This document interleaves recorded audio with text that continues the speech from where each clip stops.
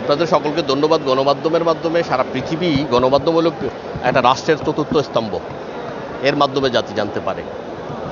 আজকে যে মামলাটা জাতির সামনে এসেছে সেই মামলাটা অত্যন্ত বাঙালি জাতির ইতিহাসে একটা চাঞ্চল্যকর মামলা। এটা গত 21শে জুলাই 2025 সালে যে একটা যুদ্ধ বিমান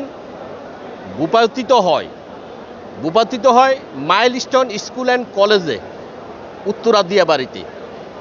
এখানে বাদীর সন্তান সহকারে ইনোসেন্ট কোমলমতি শিশু মারা গেছে 28 জন।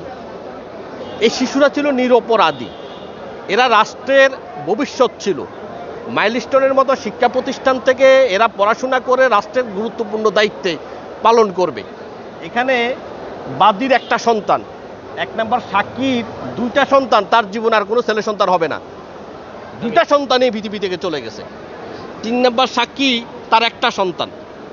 এই যে একটা 28টা শিশু পৃথিবী থেকে বিদায় হয়ে গেল, তখনকার যারা ক্ষমতায় ছিলেন তাদের গড়ে ডোর টু ডোর তাদের কাছে এরা ন্যায় বিচারের জন্য গিয়েছিল, বাদী এবং সাক্ষীরা।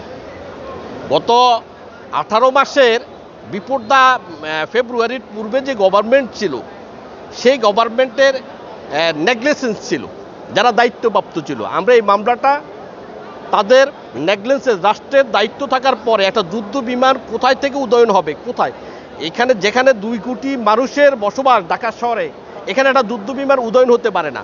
তাদের রিপোর্টে আসছে যে এইটা ত্রুটিজনিত ঘটনা। তো ত্রুটিজনিত what is this negligence matter. এই নেগলিজেন্সের দায়িত্ব নেবে কে? তুমি রাষ্ট্রের দায়িত্বে আছো, তুমি চিফ মার্শাল ইয়ার, তুমি জানো না তোমার এই যুদ্ধ বিমানটা এখান থেকে উদয়ন হবে, আর এটা গিয়ে একটা স্কুলে পড়বে, সেখানে নিরীহ শিশুরা, কোমলমতি শিশুরা মারা যাবে। শিশু সহকারে 35 জন মৃত্যুবরণ করেছে, 172 জন পঙ্গু হয়ে গেছে, যারা পৃথিবীতে যারা জীবনে তার মেরুদণ্ড সোজা হয়ে দাঁড়াতে পারবে না। এইটা একটা জাতির এই এত বড় দুর্ঘটনা, জাতির সাথে তারা কি প্রতারণা করছে, তারা সাথে সাথে স্টেটমেন্ট করছে যে আমরা এদেরকে সর্বোচ্চ ক্ষতিপূরণ দেব।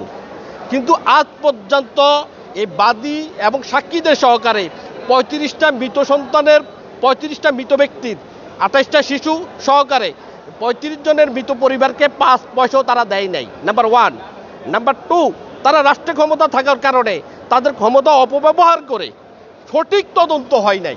সঠিক তদন্ত যদি বেরোয় আসে, আমরা সঠিক তদন্তের জন্য আজকে ন্যায় বিচারের প্রতীক, পবিত্রতার প্রতীক আমরা আদালতের কাছে এসেছি ন্যায় বিচারের প্রার্থনার জন্য। এই বাদী এবং সাক্ষীদেরকে নিয়ে তারা ন্যায় বিচার চাচ্ছে যে এটা কোনো পরিকল্পিত হত্যাকাণ্ড কিনা।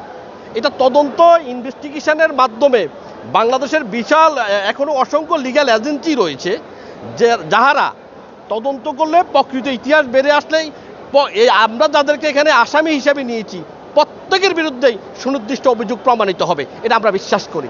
আমরা সেই কারণে ন্যায় বিচারের সাথে আমরা আজকে আদালতের দ্বারস্থ হয়েছি।